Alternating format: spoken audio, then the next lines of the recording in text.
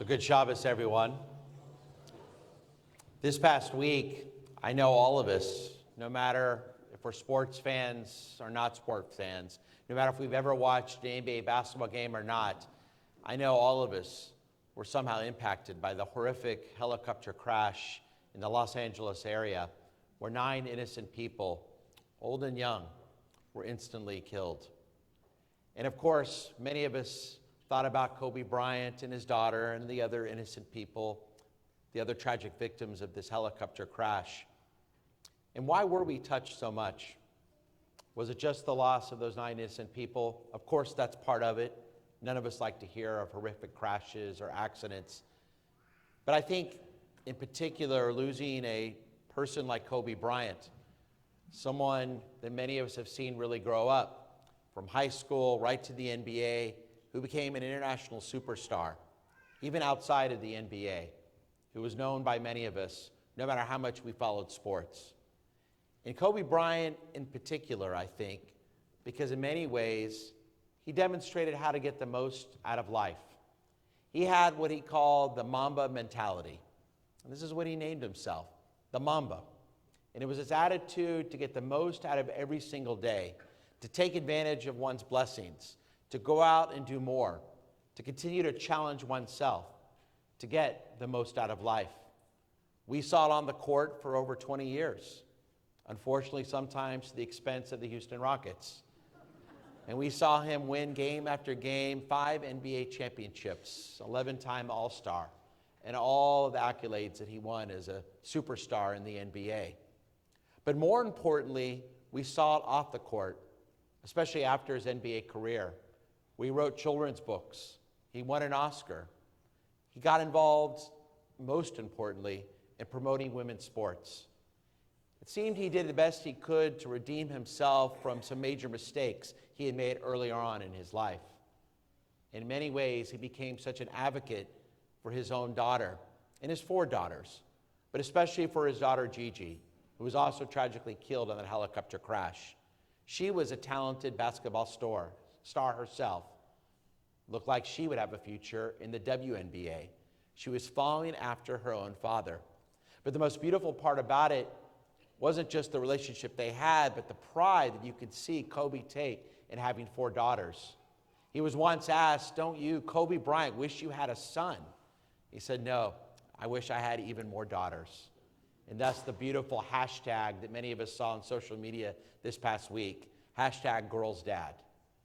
And I think it brought a lot of pride to any of us who've been blessed to have a daughter, especially us fathers.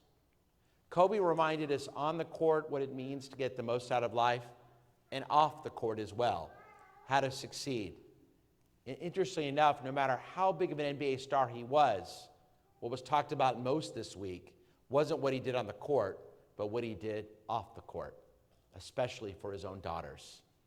What a beautiful reminder for us. He did get the most out of life to what's truly the most important. This week in our Torah portion, we learned something very interesting. This is the time when our people are about to leave the land of Egypt. It's the first time that our ancestors, the Hebrews, are called a nation, a people. And what's the very first commandment God gives our people? You would think it would be to keep Shabbat, or to keep kosher, or to give to your rabbi's discretionary funds. But that's not it at all. The very first commandment given to our people is to keep their own sense of time, to have their own calendar. Why, the rabbis ask?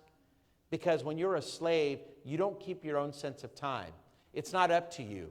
You're a slave to someone else's demands. You're a slave to the clock. You have no choice.